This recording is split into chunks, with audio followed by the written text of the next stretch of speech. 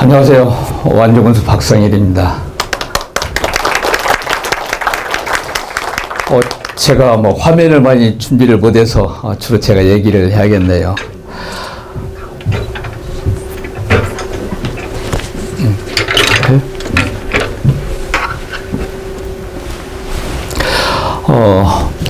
오늘 이렇게 TEDx를 우리 완주에서 이렇게 갖게 되어서 또 지역의 여러 추구할 가치들을 갖고 이렇게 사는 사람들의 진솔한 얘기를 들을 수 있어서 참 의미가 깊다고 생각합니다. 저도 제 개인적인 군수로서 제가 어떤 마음가짐과 또 어떤 방향을 가지고 군정을 이끌어가고 있는지 진솔하게 여러분들과 한번 대화를 나누고 싶습니다. 오늘 제 이야기를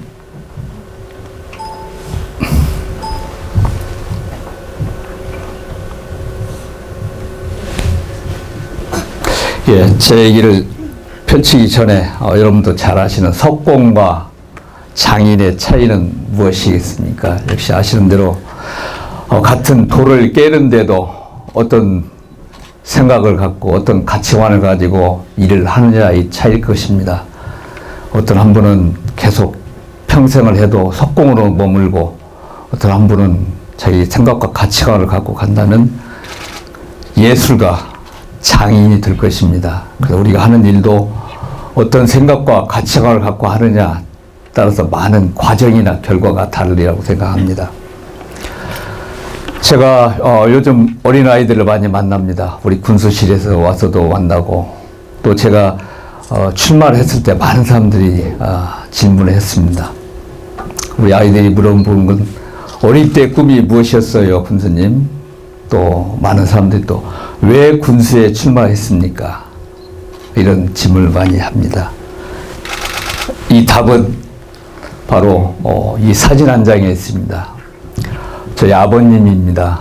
제가 32살 때 이제 돌아가셨는데 제 인생에 가장 많은 영향을 끼친 분이 아버님입니다. 아버님은 그 화산면의 면서기로 일을 하셨습니다.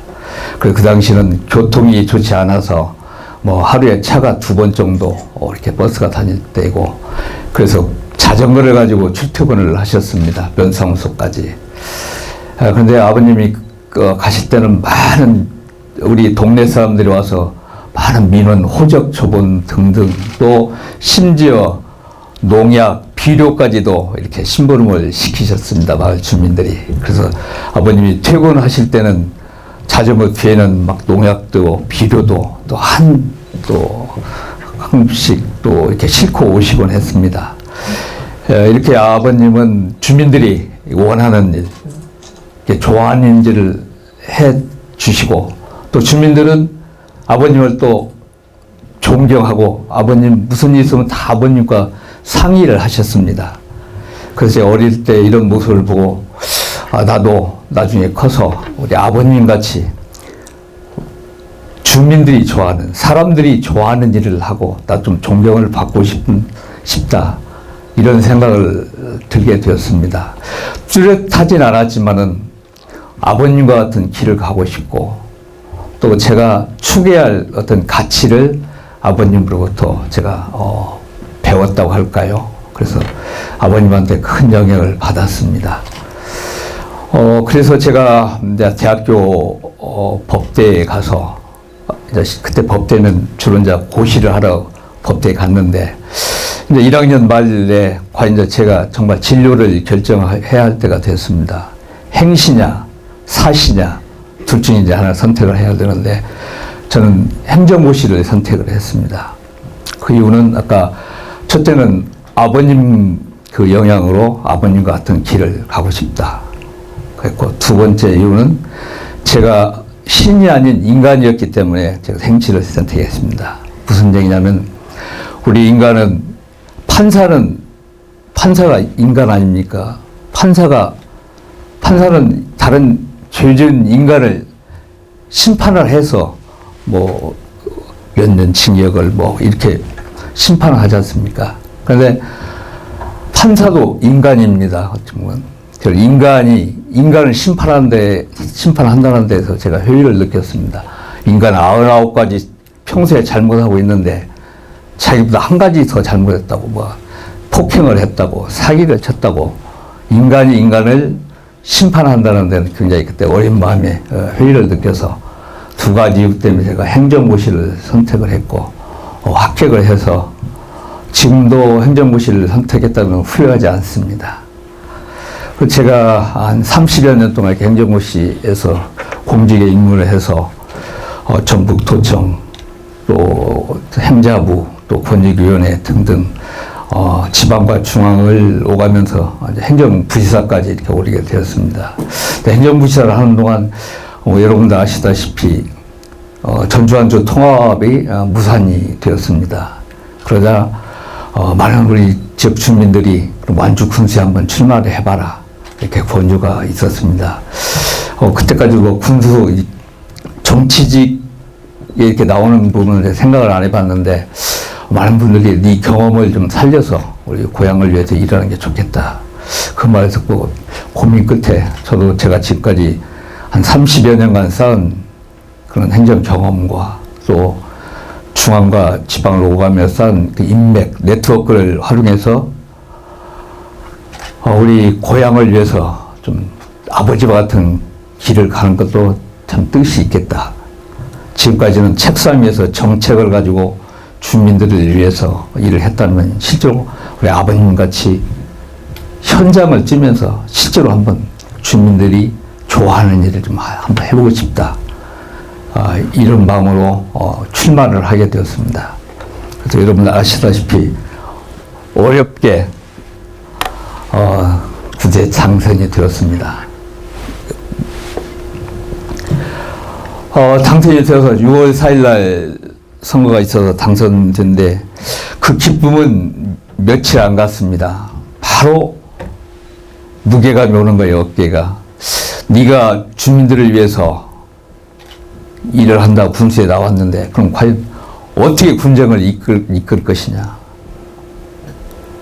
이 부담감 때문에 새벽 한 2시에 잠이 깨면은 잠이 안 오고, 그래서 정말 고민하다가 어떻게 우리 군정 방향을 우리가 그러지 않습니까? 뚜렷한 목표를 정하고 어떤 방향을 정해야 그 많은 우리 국민들, 또 우리 조직 공직자들 힘을 모아서 한 곳으로 열심히 힘을 합치고 한 방향으로 가도 다른 지자체 정말 얼마나 많은 경쟁이 심합니까?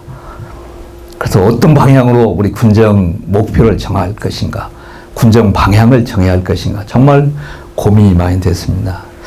그래서 고민 끝에 역시 제가 추구할 부분은 정말 주민들이 좋아하는 일 끝에는 결국 최고의 가치는 주민들의 행복, 주민들의 복지, 정말 살기 좋은 완주, 살고 싶은 완주가 최고 가치겠다.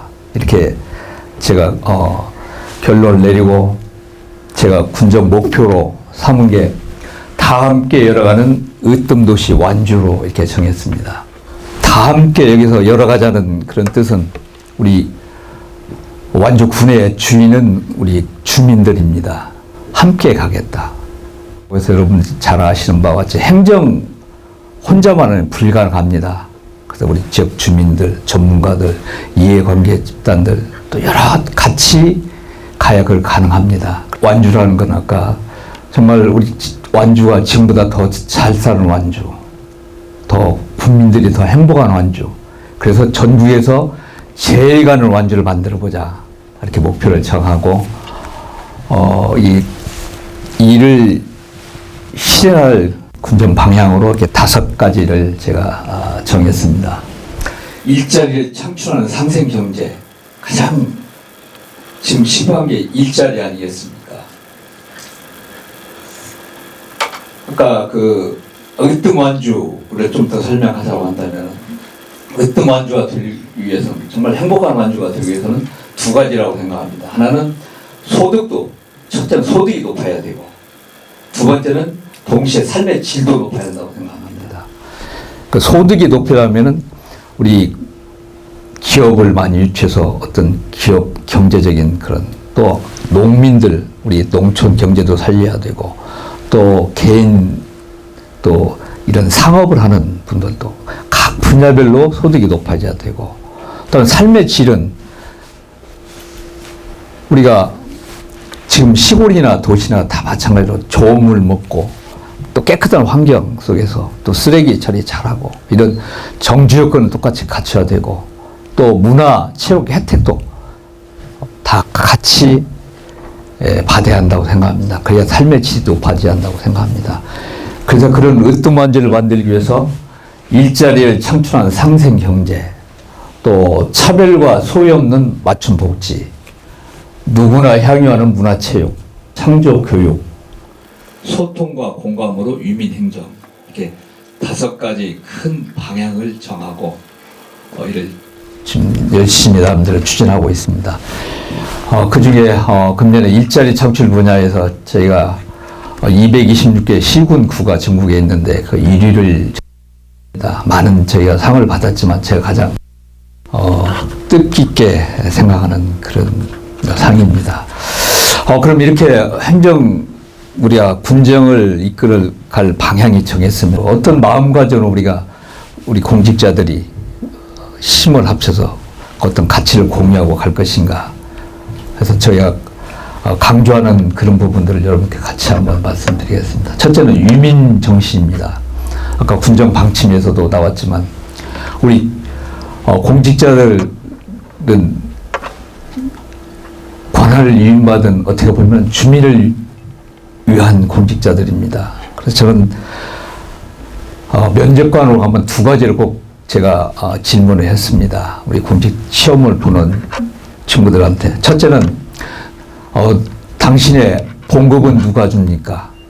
또 하나는 부모님 성함을 한자로 써보세요. 2가지였습니다. 앞으로 합격하면은 공직자는 세금으로 월급을 주기 때문에 국민을 위해서 일해야 한다는 걸 심어주기 위해서 제가 질문을 했고, 2번째는 적어도 나를 낳아주시고 이렇게 길러주신 부모님을 대한 부모님 성함을 한자로 쓰는 정도는 저는 기본적인 어떻게 보면 효라고 생각합니다.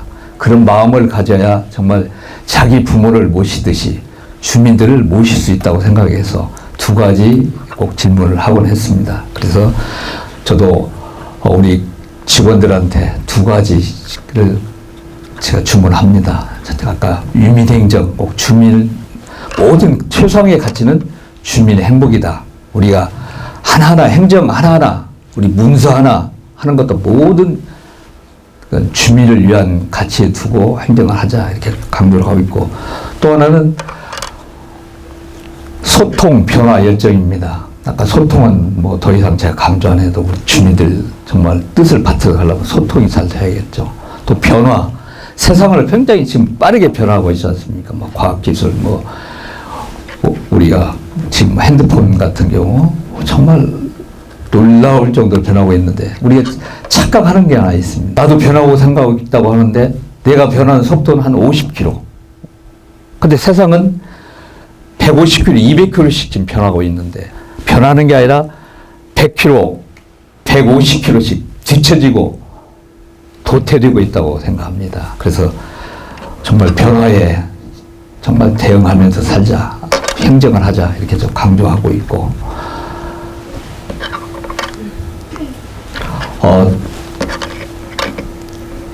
또 하나는 제 개인적인 거 있는데 그 부분은 제가 생략을 하겠습니다. 시간이 아까 다 됐다고 하네. 네, 오케이.